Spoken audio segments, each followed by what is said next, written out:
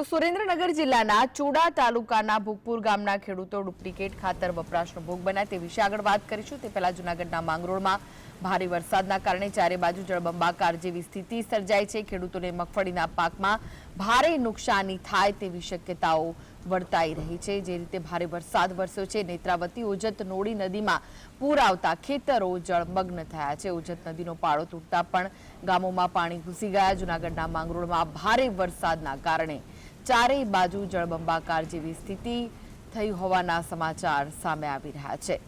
તો ખેડૂતોને મગફળીના પાકમાં ભારે નુકસાન થાય તેવી શક્યતા છે। હાલ નદીઓમાં ઘોડાપૂર જેવી પરિસ્થિતિ સર્જાઈ છે। નેત્રાવતી ઓજત નોડી નદીમાં ઘોડાપૂર આવ્યા અને ખેતરોમાં પાણી ભરાઈ ગયા છે।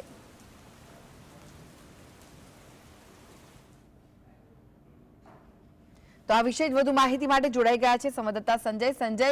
જૂનાગઢના માંગરોળમાં જે રીતે ભારે વરસાદ વરસ્યો છે, નદીઓ છે ઘોડાપૂર તેમાં આવ્યા હોવાની પરિસ્થિતિ સર્જાઈ છે, સાથે જ ખેતરો બેટમાં ફેરવાયા છે। શું વિગતો મળી રહી છે? આજે ચોક્કસથી કહી શકાય કે માંગરોળ પંથકમાં છેલ્લા 3 દિવસથી સતત વરસાદ પડી રહ્યો છે। ખાસ કરીને આજ પણ વરસાદ પડી રહ્યો છે,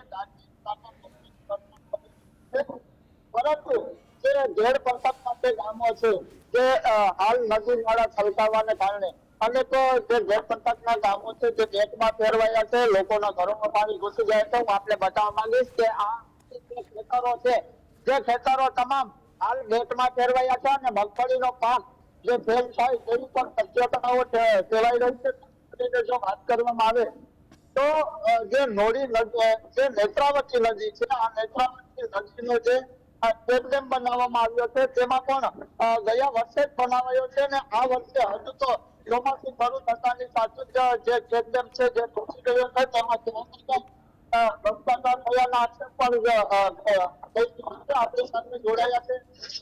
જે ભાઈ એમને પૂછવાનો પ્રયત્ન કરીશું, શું કહેશો નોડી નદી?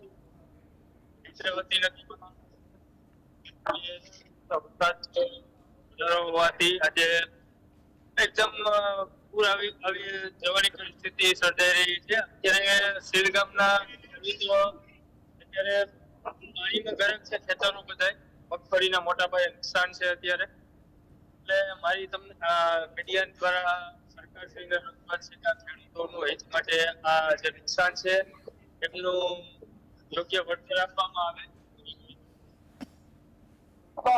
ખેડૂત જેવો વળતરની માંગ કરી રહ્યા છે, પરંતુ સરકાર ક્યારે વળતર આપશે તે જોવાનું રહેશે।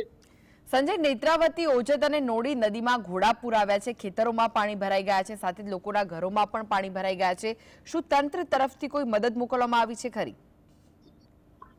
ચોક્કસથી કહી શકાય કે તંત્ર તરફથી હજુ સુધી તો આશ્વાસન આપવામાં આવી રહ્યું છે, હાલ જો ગેરની વાત કરવામાં આવે તો ગેર અત્યંત લોકોની દયનીય બની ચૂકી છે, કારણ કે ત્યાં જવાય તેની કોઈ પોઝિશન નથી। બીજી તરફ જો વાત કરવામાં આવે તો ઘેરના રસ્તાઓ જે છે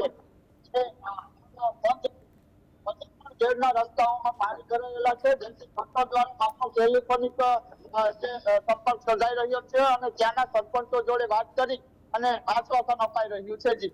જી, આભાર સંજય સમગ્ર માહિતી આપવા માટે।